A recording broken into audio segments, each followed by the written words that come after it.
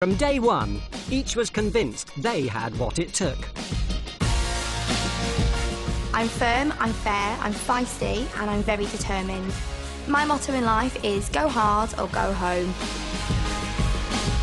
I'm only 25, I've got 3 businesses. I turned over £1 million, it wasn't enough. Turned over £2 million, that's not enough. I'm independent, I'm successful, and I know what I'm doing. When it comes to business, I'm fearless. Where other people see risk, I see opportunity, and that means there's no limit to how far I can go. I'm a proven academic as well as a savvy business mind, and it's that combination that sets me apart from the rest. I'm passionate, I'm hard-working, I'm committed, I've got an ambition to succeed, I'm a born winner. In 5 years' time, I'll be sailing around the Caribbean on my yacht, enjoying the millions that I've made with Lord Sugar. But Lord Sugar's 10 gruelling tasks tested all 5 to the limit.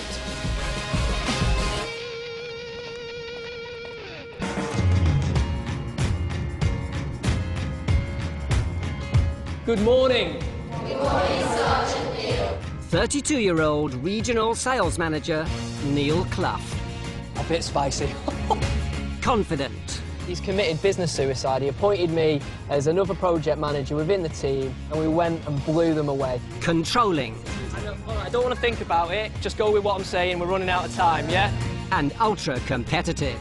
I'm here with one objective, that's to win, and that's what I'm going to do. Neil's probably the most competitive person I've ever met in my entire life. Do you like the ring of the name? A bit of this? I came up with that personally. You know, he is here to win, he is not here to make friends.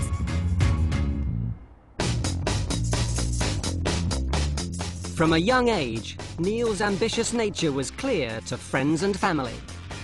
He was just a mischievous little boy, always into something. He was loud when he was born. He was loud as a boy, and he's certainly even louder now. He grew up in Warrington, Cheshire, as the youngest. As a child, I'm probably exactly the same as I was now, very competitive, to the fact where if I got beaten anything, I would cry until I could actually have another chance to actually win. A football fanatic, Neil always hated losing. I was a school captain for football, and I was a captain of the club that I played for as well. If it didn't have a football behind it, I wasn't really that bothered. Football was truly his life. Rain or shine, every Sunday morning, we'd be all there on the sideline cheering him along. And yes, he was loud at that too. After GCSEs, he carried on at school, spurred on less by studies, more by sport. There was about 6 of us that stayed on. We said, we'll stay on school for a year so we can actually play in the football tournament because we'd be older than the people that we play, so we knew we'd win. That's how competitive I was, or am. A drive to beat others, not lost on Neil's current amateur team. Neil is competitive everywhere he goes. I think if he was even in the supermarket with a trolley, he'd probably be racing the person next to him. He's always driving to succeed and be the best he can. My dad was very competitive, and I think that's where I'd probably get it from. Dad wanted me to become, I think, a good football player. Got to the point where I was playing semi-professional football, chasing the dream of becoming professional, but unfortunately, I never delivered it. My dad passed away from cancer when I was 18 years of age, so really, really tough time for me. He dealt with things that really a young boy of his age, 18 years old, really shouldn't have had to have dealt with. The loss of his father would prove a turning point. When he passed away, I quickly realised that it was actually him pushing me to do something. It wasn't really me that wanted to do it. So I set upon my business career. And my first kind of thing that I saw after pestering my sister to give me a job was I saw a guy actually driving a Porsche.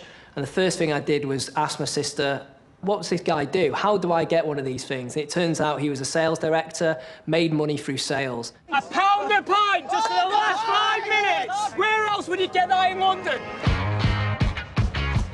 With a successful career carved from selling. I've got 14 years sales experience. I've got 14 years of a proven track record. Hello, everyone. When it came to reeling in buyers, Neil emerged as the man to beat. So sell you 2 of these together for £40. If you'd like to come through and I'll sort this for you. Neil's a fantastic salesperson. Milkshakes, milkshakes, milkshakes. He's got bags of confidence. Would you like a milkshake? It's so nice to Eskimos. We've done really well on the sales here. I know we've sold out. Well done. Neil's a great salesman. He understands the customer. Called the sales orgasm, 3 yeses. Right.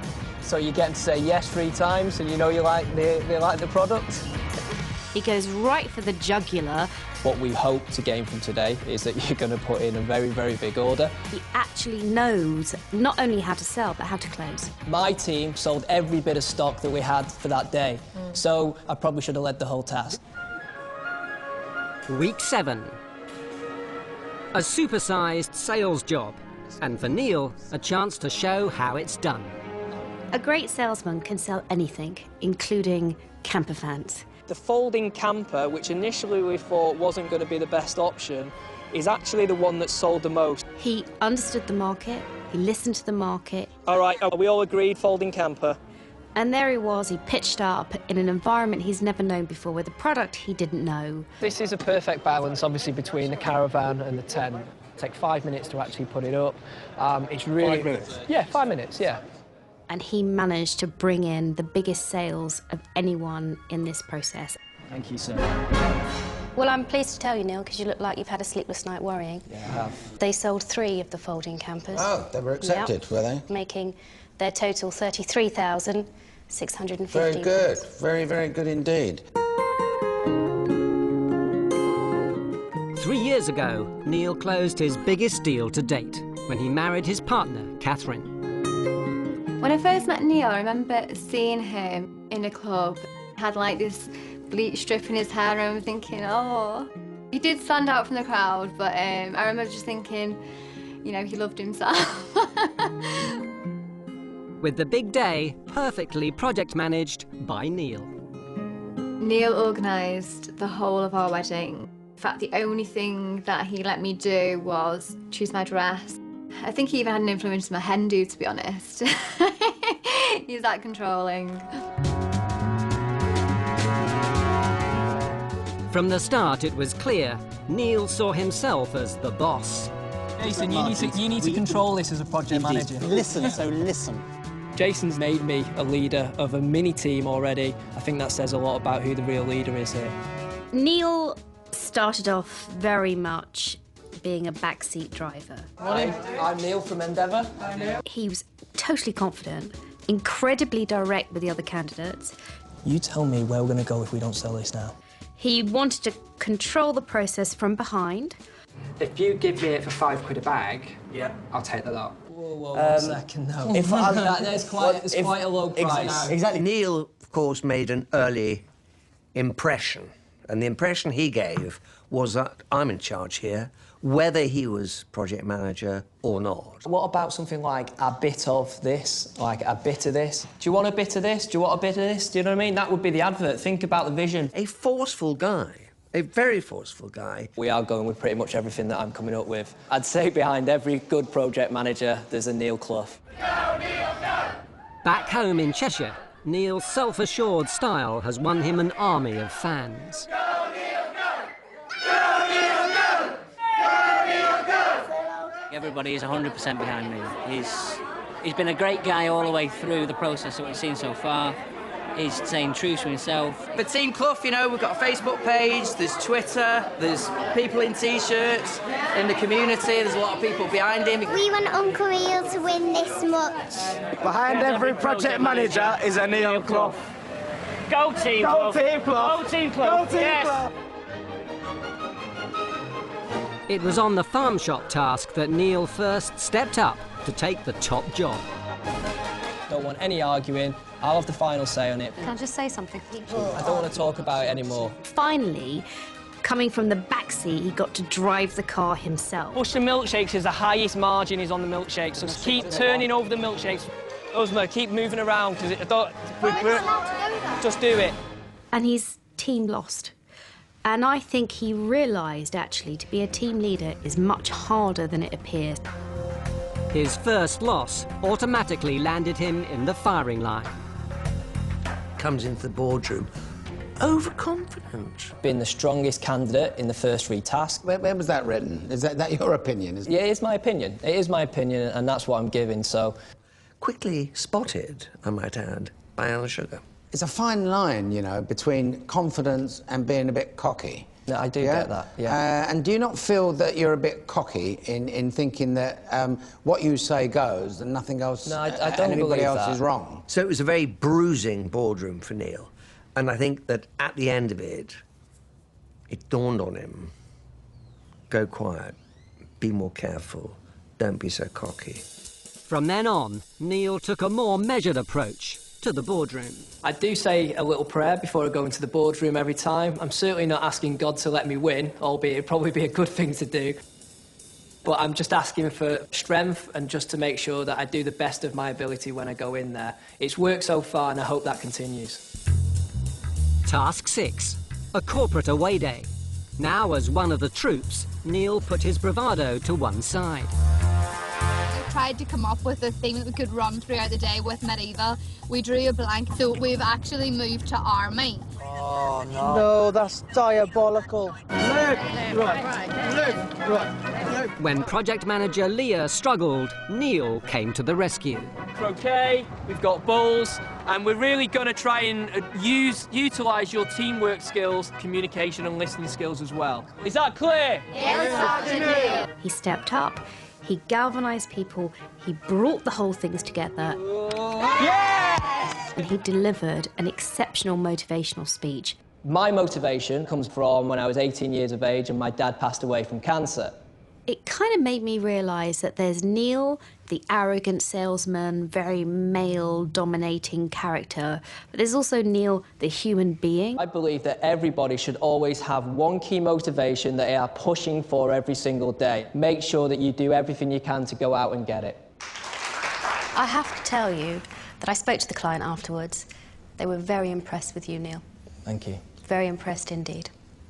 Good. For Clough, it was indeed a game of two halves. After the "we'll fight them on the beaches" speech, it all changed for him. 3, 2, 1. Action. In terms of the flavour, still at the same cost, we can actually add to the flavour of the Caribbean chicken and make it exactly what you need. That's something we're willing to do if you want to put the orders in. They believed Neil when he said he would improve the recipe. 2,500 packs. Well done, everyone. He now looks truly a man to put money on. Well done, everyone.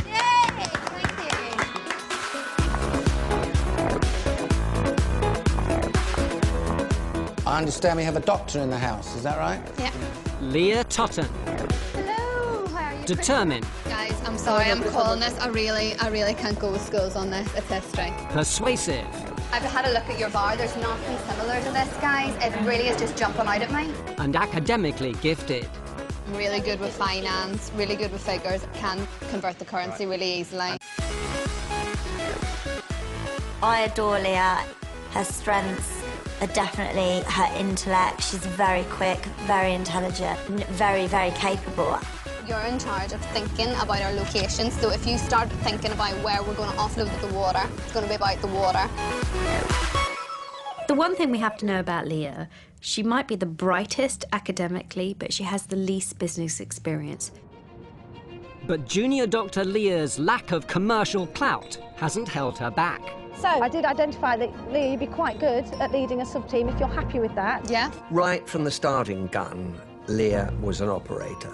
We've both ascertained you're quite strong in sales, OK? She was a sub-team manager and sold very, very well. Remember Jazz's appalling leadership. Task 2 got more for her beer than anybody else. We sold them both at 90 each. Oh! Yeah! Task 3, oh, miracle of miracles, she sifted 100 tidy-sides. I think 100 would be a nice starting for... Yeah. Bearing in mind that she's a doctor, not a profession noted for its pushy sales techniques, she must have some talent to be able to do that. Wonderful. OK, guys, thank you very much. It's been lovely to do business with you. Born and raised in Northern Ireland, Leah's academic ability was clear from a young age. I had a fantastic education.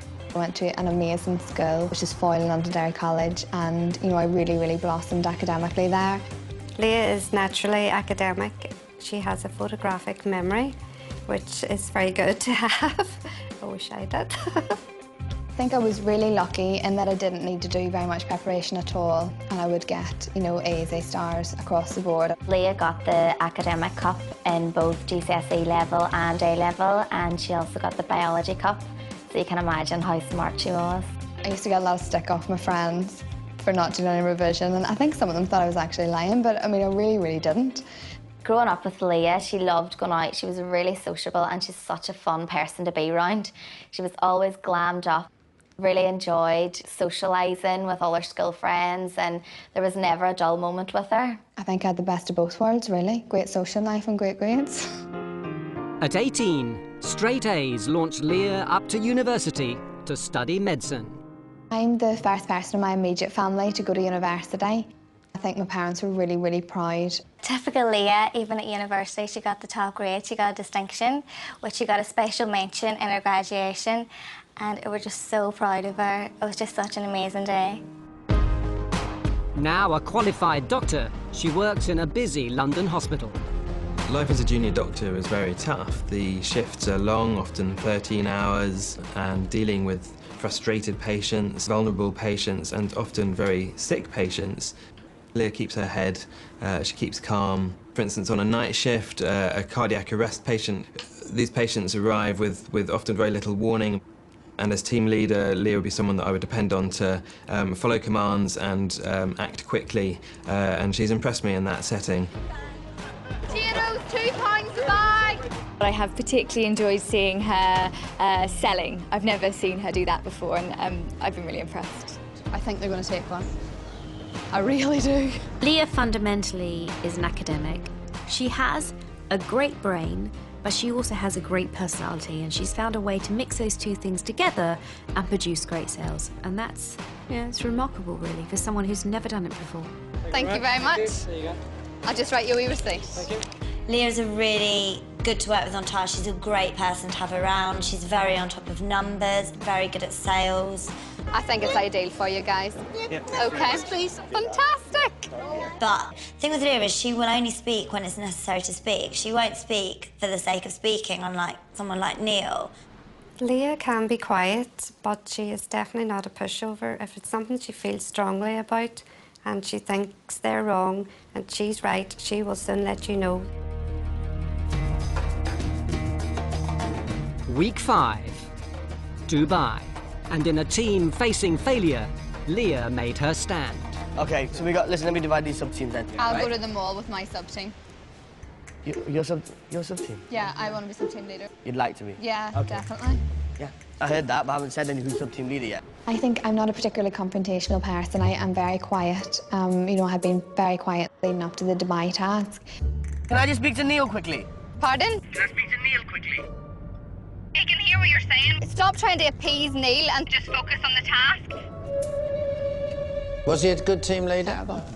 We definitely saw an indication of what Leah had inside of her when we were all in the boardroom. Listen, all you've done the whole thing was complain and be a pessimist, right? You've been no support whatsoever, and I will go on to that. But for now, let's talk about what's... Because I'm a good judge of character, and I could see right from the offset that Zee did not have a clue. It's almost like infuriation fuels her to speak. She was so infuriated at Zee and so angry, and being told she was the one at fault, I think really sparked her to fight back and find that sort of inner Leah that just wasn't taking any grief from him. Unfortunately, you proved me right, Zee. You didn't have a clue. So having cruised, some might argue, through the first 4 tasks, we find ourselves in Dubai. She takes on Zee. It fought him hard in the boardroom. But it was that point. Alan appointed her, of course, as project manager going into 6, which was corporate away day. Not a great task for me. At all. This session is on conflict resolution. Any difficult problems, any conflicts you have. The main problem that we've had today has been lack of focus. Which she won, but not really. You won, Leah. I bet you're wondering how you did that. And then she thought, and she sank back again into a sort of a flatlining sort of position. I personally don't have kids. I don't know really what's out there in the market for them. Okay, fantastic. Under the guise of these deadly dinners, making Brussels sprouts become zombies' eyeballs. When ready meals went wrong in week 9, she found herself in the firing line. Alex, you going to bring 2 people back into this boardroom? I'm only going to bring in Miles. I asked you to bring 2 people back into this boardroom. Then the only one I can bring in then on performance would have to be Leah. Right, OK. I'm glad you brought Leah in, because I've got a few questions to ask her, not just on this task here, but also about what you think you've contributed in the last 9 weeks. When Alan said, so who are you exactly? You've gone all very quiet and the rest of it. We heard one of the great speeches from the doc, from the accused. I don't think you can say that I haven't performed. And my word, did it take our breath away. I am a sensible person. I deliver task after task after task in any role that I am given, and I have performed in every single sector that you need me to perform in to be a business partner. Suddenly, she came alive. I am the most reliable, consistent person in this process. I am the person that will deliver. I am the type of person that you would give £250,000 with and think she isn't going to go off and do something crazy with this. And we knew that we had something coming up fast on the rails. Leah, you've spoken up in this last few moments. See a different person there. When she was in the boardroom and she was under pressure, she rolled up her sleeves and she said, "Do you know what? Don't discount me. Yes, I'm an academic, but I am a businesswoman. I'm going to show it to you, and I'm going to tell you what I think and why I shouldn't be fired." And I think we were all really impressed. Now, Northern Ireland is backing its local girl to make it all the way. There's such a buzz. Got posters up. It's been in the papers. It's just fantastic, the support she's got. The newspapers are full of Leah's name, and just the school, everyone's just talking about her. The fact that Leah could be partners with Lord Sugar, there's a big buzz around there. Everybody's heard about it, everybody knows about it, everybody's supporting her. Not one bit surprised at Leah at all, wanting to go into business, because Leah never settles at one thing. She's always pushing, always trying to achieve, and she will get there, no matter how. Go Leah, Team Leah, Northern Ireland, we're behind you.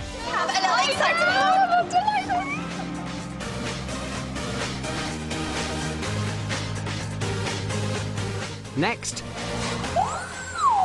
Louisa Zisman. Energetic.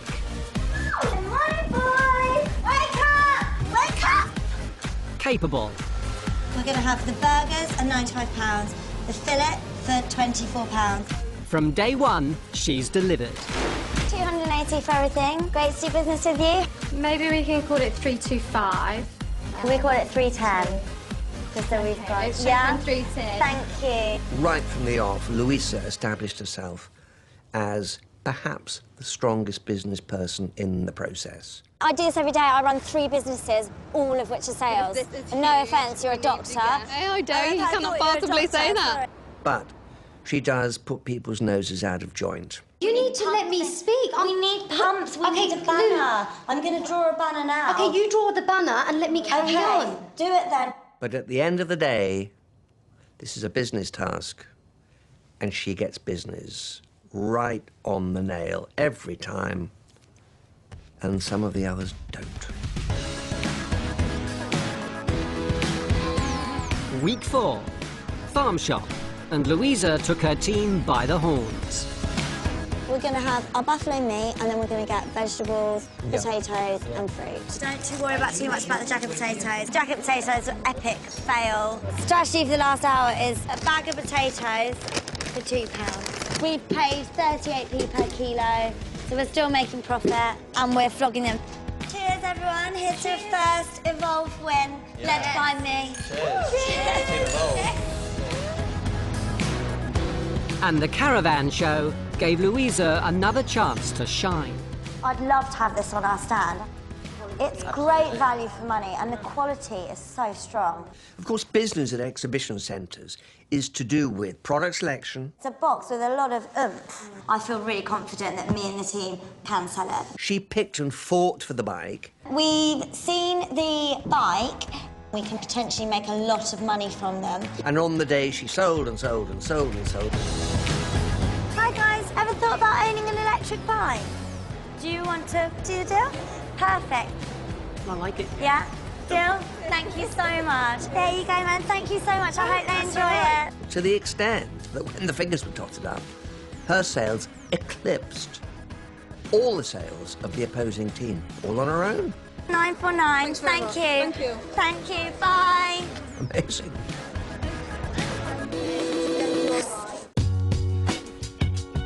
Louisa's forceful approach runs in the family. My mum is an amazing, amazing role model to me. I love my mum. I mean, I've been called like strong and argumentative in the boardroom. My mum would eat every single candidate in here for dinner. And I think she's always instilled in me, be very strong. As a businesswoman, people probably wouldn't initially see the softer side to her. And it can come across as being very aggressive, but I like to call it assertiveness rather than aggression. Louisa was brought up in Buckinghamshire with her older brother. She had a very varied and, I think, enjoyable childhood, actually. Louisa was very bubbly. Was always dancing around the house with the friends. My husband and I were both career people. You know, I certainly wasn't a stay-at-home mum, so for when they finished school, they were on their own, and sometimes I wouldn't get home till really late, so they did have to be very independent. With careers in IT and banking, Louisa's busy parents were her inspiration. I used to have meetings on a Friday with my staff at home, and I think she was intrigued because we would all sit there having a meeting and writing, you know, things down, and I think that she used to look through the dining room window and wonder what we were all doing. It all looked very important to her, so I think in a way that could have sort of spurred her on to think, you know, I want to be like that when I'm older. Resourceful from an early age, at 16, Louisa went out to work. We said, we will buy you a horse, but if we do, you will have to pay for his upkeep and his stabling. That taught me a lot about responsibility, I think, having to look after him and pay for him and make sure he was kept. I worked in a supermarket on the checkouts, in a pet shop, in an estate agent's. And when I got to 17, I was just like, God, this is what I want to do. I love having my own money, I love the independence, and I want more of it. Hungry for success, Louisa struck out on her own. I didn't like being employed. I did not like being told what to do, especially when I thought I was right and that the people I was working for perhaps weren't running their businesses properly.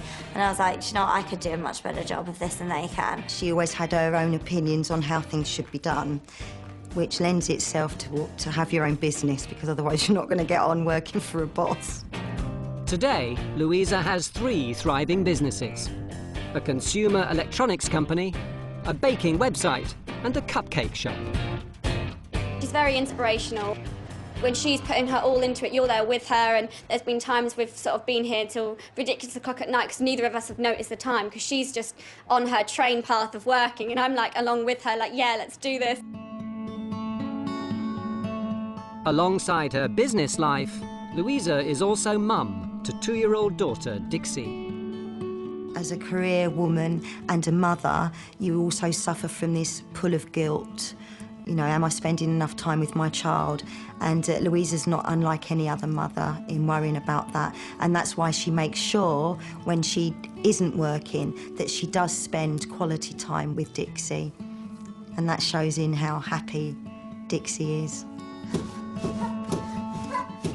Being a mother is the hardest job in the world. And as a working mum, I think you feel constant guilt. But I want her to have a lovely life, and I want to provide for her.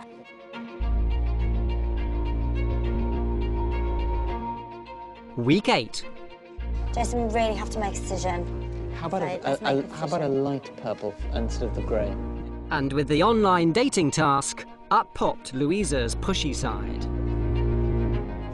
We have to make a decision and go. If we spend all day like this, we're going to get absolutely nothing done. Okay, I had the dubious pleasure of course, following Louisa and Jason on the dating task. That was a bumpy old day. He was project manager. To make a decision, stick with it. We have to go. Flowers. Give me a couple of oranges and yellows for flowers. You just have to make a decision sometimes and go with it, Jason. And I don't like that, so I want to have a little bit more time. OK, if you want to go that good. And what about, can we have the flowers in really bright yellow? I accept that Jason was a ninny. You've just made it look worse. Can we try black and white? So, like, it's got a border of black. Jason, this is absolutely ridiculous. Look at what you've just done. The other one just looks like funeral You're parlour. giving me a headache. She hounded the poor boy. Jason needs to make a decision whether he continues to be project manager. I've never heard anything like this in my life. I would like to be project manager. Jason, I think you've lost it. Job done. Louisa, you're project manager from here on in. I feel really, really bad, but I took over from Jason to be project manager because he had no confidence in his own abilities. And he was never going to lead us to victory. Despite Louisa's best efforts, the team lost. In the boardroom, she faced the firing line. Louisa, I feel that you browbeat this fellow, that you wore him down. Alan gave Louisa a really stern warning in Task 8. That's what worries me about you. You know, are you just somebody who doesn't get their own way immediately? It's no good. You're not going to wear me down, I promise you. And you know what? She listened, she adapted, and she absolutely understood that if she wasn't going to be a team player, it was over for her. Happy? Yeah. Me too. No, give me a cuddle. There's no in-between with me and you, is there? No, we love each other. A love-hate relationship.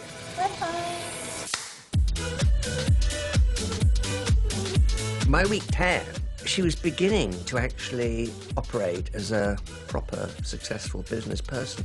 Quantity, quantity, quantity. Stack 'em high, sell it cheap theory. Yeah. And anyway, the process is all about learning. It's all about changing. The sort of an East London vibe. We were thinking of like a tweed flat cap.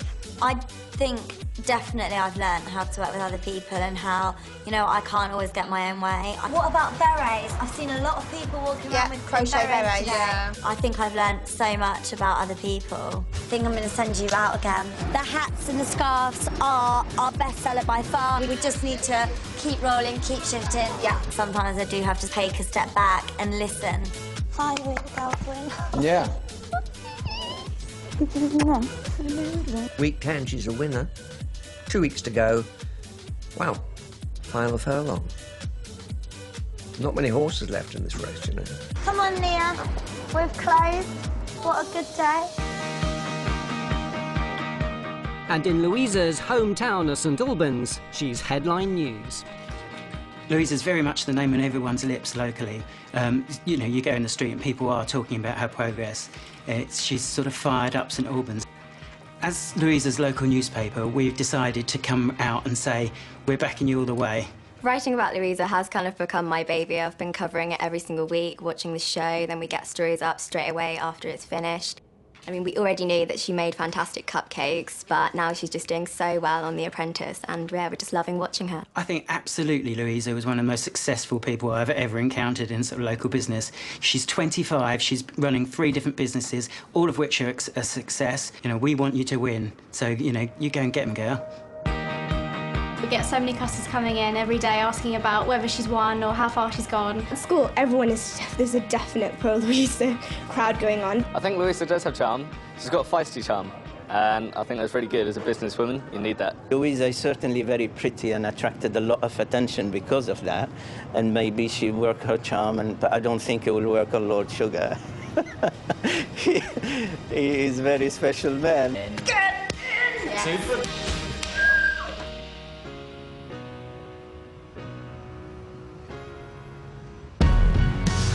Entertainment entrepreneur, Francesca Macduff Farley. Here we go. Straight talking. If I go down, I'll go down in flames, but at least I'm decisively in flames. Hard working. Half pint to a full pint. Half a pint, it's £2.50, is that okay? No nonsense. We have to have things in hand by 5 o'clock, right? Finished and made. Finished. We are not going to make it to an upholsterer's and get the product made by that point. Francesca probably is the fairest person in the group. She listens more than everyone else, and she's very unselfish, and she never pretends to be something she's not. We're not trying to reinvent the wheel. It's a box on wheels. However, it can keep things tidy, and the colour of it can basically go anywhere. She's very open when she thinks she can do something, and also very open when she thinks she can't, and I think that's a really good quality in someone. Can I just ask, did anyone do chemistry or anything? No. Ah. I love watching Francesca and all her quirky little things that she does on her face, her expressions. I think they're brilliant. Francesca has a knack of not saying what she wants to say, but her face says it all. She just looks and you know what she instantly thinks. I'm always genuine and I would never say anything to anyone behind the back that I wouldn't say to their faces. And you're going to run through the agenda of the day. Let me just finish. I'm just true to myself. So Francesca's sort of contribution to the process has been the voice of reason. Did we try that?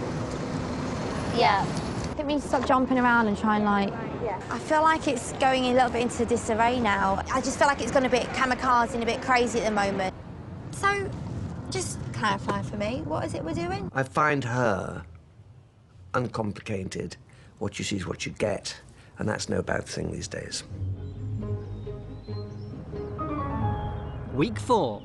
Corn of the cobs. 20p. And how many of those do you have? Broccoli's a couple of hundred in there, I thought. The job, stock and set up a farm shop.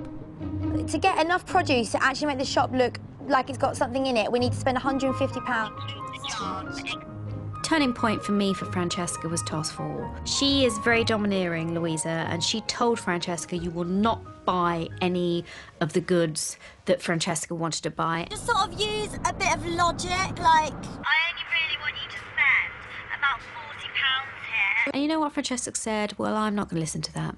Engage brain, yeah? We will do. Now we know we have a... I can't even speak to anyone.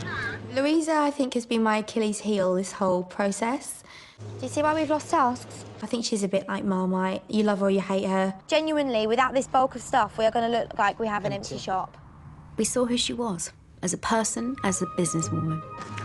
Are you OK? Francesca fought her corner. £5 that'll be in total, thank you. And the team secured its first win. Amazing feeling. That win was really, really important for us. And for me as well, but on a personal level, to sort of know that decisions I'd made were really instrumental. Thank you very much. From an early age, doing things her way made Francesca stand out. Francesca, highly independent as a small girl, did not like being told what to do. I always had my own mind. I was that annoying child that asked why about everything. Why is that? Why is this? My mum was always working, she worked a lot of hours. We were never particularly well off. I had to work all the time. I was often out of the house before she was up for school, and more than often she would be in bed before I got home. She just worked really, really hard for everything, really. I think my mum always wanted me to go to a private school and get a better education, but we couldn't afford it. It was outside the classroom that Francesca discovered her first love. Francesca was a little girl, about 4.5 years old. She couldn't walk in a straight line without falling over, so I enrolled her for ballet classes, and she took to it like a duck to water. She loved it. She didn't ever want to not be there. I'd always wanted to be a dancer since I was a child. My mum refused to let me do it unless I got straight A's, so I was lucky that I was very academic, so top set for everything. She would study and study and study. As she got older, when other children were out playing, Francesca wasn't with them. She was dancing or doing homework. Age 16, despite gaining 10 top-notch GCSEs, Francesca left school to turn her passion into a profession. I immediately got a contract on a cruise ship to go and dance, so I had the most amazing couple of years, travelling the world, being paid to do what I loved, and earning. It was, you know, I can't have asked for a better few years. I felt a little bit lost after I came back from the ships, because when you've had just a goal at one point all the time, and then you've done it, and I was only, you know, 21, and I felt like I'd done everything I wanted. I can prove I can dance, I proved I can get my grades at school, and it kind of really geared me on to what am I going to do next, and that was really the main decision that made me start my own business. With just a credit card and a laptop, Francesca formed her first company. She was dancing during the day, she was working in a call centre in the evening. She hated it, but she did it because she knew what she had to do. I think my business acumen just came from survival instincts more than anything. I didn't study it. I didn't necessarily set off expecting to do this, but I needed to pay my rent and I needed to eat, and I needed to survive, and the way to survive was make money. Today, Francesca runs 3 businesses: a dance troupe, a lookalike agency, and a studio. 2 and 2.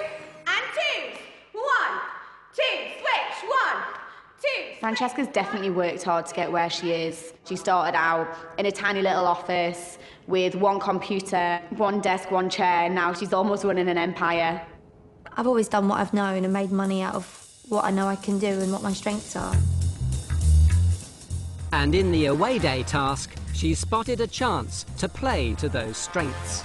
PM at last. I'm glad that I held out and I intelligently pulled back from some other tasks. I am Mrs. Corporate. On the unhappy away day task, it fell to Francesca to be project manager. They lost. There was so much business speak. Sorry, what was the point of this? It's all about experiences, you know, at the end of the day, that's what you guys supply. It turned into a much of nothingness, actually, in the end. So for you to have all different experiences and working out how things are relative to you. I found it exhausting. I think the poor people that had to endure the away day found it exhausting. Everyone happy? It was awful. A lot of the comments in here were saying that these people were trying to take us as mugs. They told us that they started off some school thing here, and they said it was you were kind of blagging them, constantly telling them what this was all about, but it was a blag. One of Francesca's most attractive qualities, I guess, is that, you know, once she's knocked down, she gets herself up and dusts herself off and carries on. Having survived the away day, Francesca fought back. We are doing it today, especially for £99.99. We've been working very hard, but we're just a little bit more animated. A 3, 2, 1. Action. 3, 2, 1. Action. In week 9, dance-crazy Francesca got dumped in a kitchen. It's exactly like you'd cook a stir-fry, yeah? Stop, stop. Right, I don't cook stir-fry. If it sticks, it's ready. There you go, it's fun. Can you burn chicken? Yeah. I'm not afraid to get dirty. I'm not afraid to work hard. OK, my name's Francesca. I'm from Evolve. I'm just a doer, and if it needs doing, I'll get it done, and I'll do it to the best of my ability. One thing Alan has based his whole life on, like me, is hard work. The ability to do the things that need to be done when they need to be done, whether you like it or not. And that actually sums up Francesca. Fran, go, go, go. Yeah. 5, 5 and 4 of these. You like this one?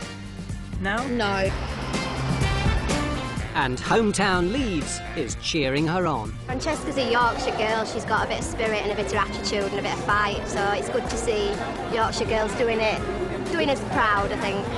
How much do you sell those for? Tenner.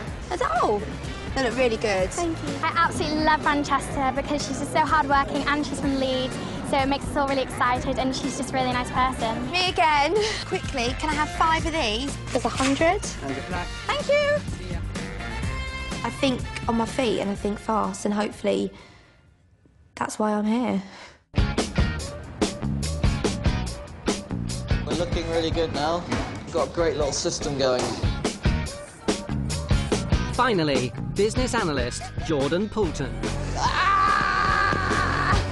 Intelligent. 1,000 is flavour mix, right? Yeah. So 2.04 millilitres of orange and 2.04 millilitres of chocolate. Yeah, that sounds great. Individual. Let's just putting his sarong on. Not a sarong, it's a kikoi. And brimming with ideas. I'd like to make a case for nettles as a flavour because I think it's adventurous, I think it's exciting, I think it's daring, I think it's unusual. Jordan came into the process armed with his Oxford degree and I guess identified the fact that his creativity would carry him through. That would be his battering ram. He would be thinking outside the box. I reckon something like buffalo meat. I think you can get a lot more excitement around a meat that someone's not tried before, especially if it feels unusual. He actually had some quite good ideas, buffalo meat being one. Quality costs money. Like, don't be afraid to tell them that quality costs money. Altogether, that's £105 Okay. for me. I want to change the world, and all of my life drive is that I get a thrill from changing the world in any small way. There's a really interesting quote by Steve Jobs, and he said, "I want to make a ding in the universe."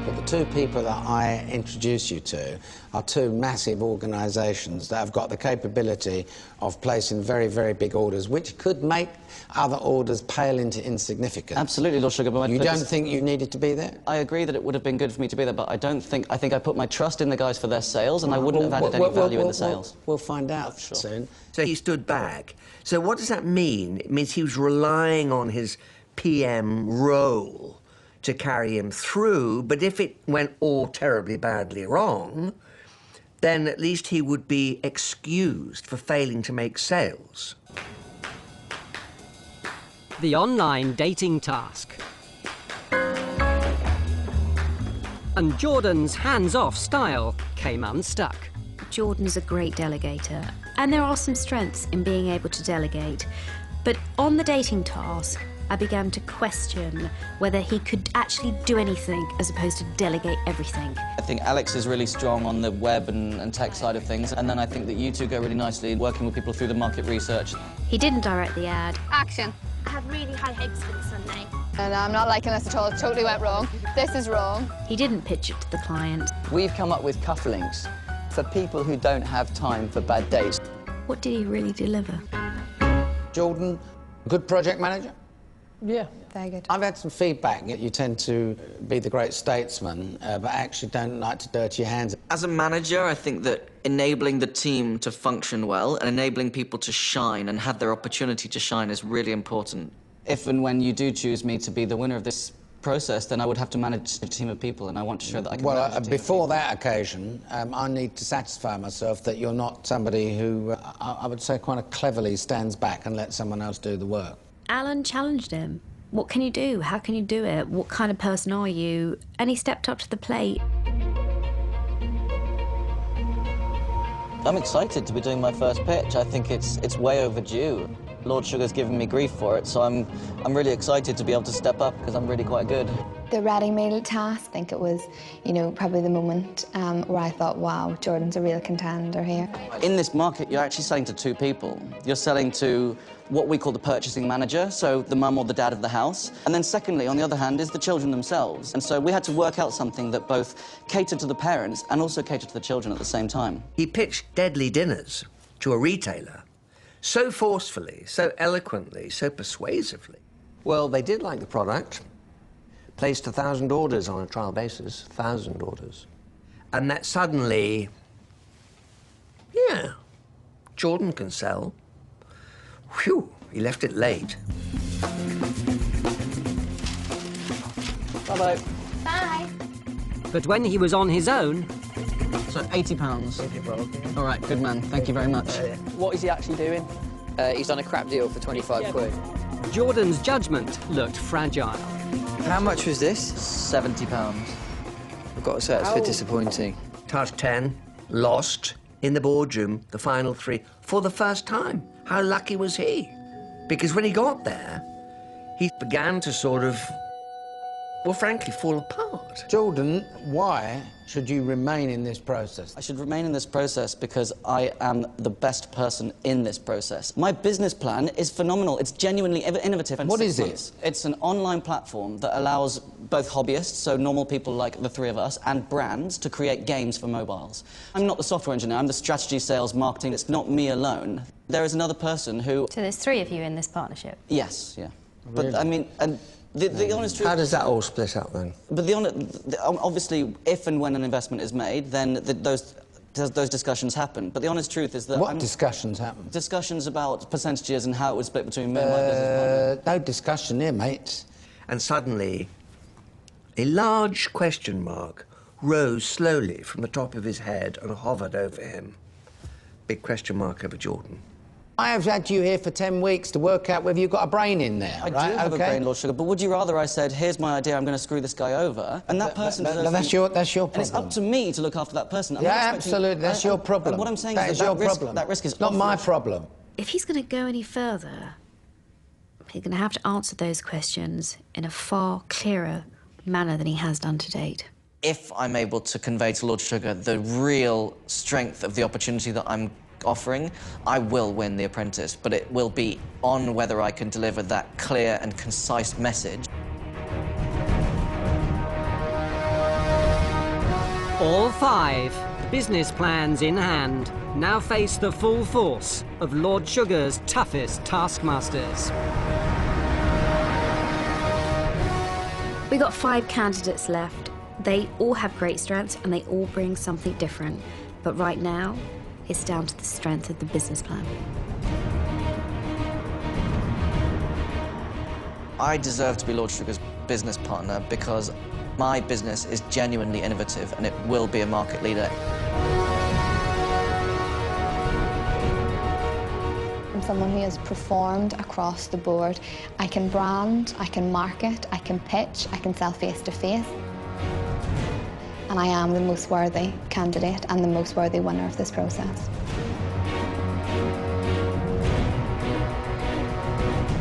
I think I've been the most consistent performer throughout. I'm really confident in my business plan and I know how to deliver it. All I need now is Lord Sugar's backing.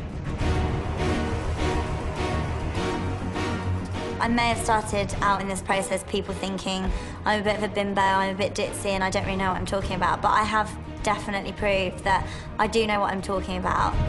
I am a little bit of an underdog and people need to stand up and take note. I truly believe I can win and I truly believe I can work with Lord Sugar. I know I want this more than all of the rest of them. 10 tasks down. 5 candidates left. 2 weeks to go. I think it's wide open. Good morning.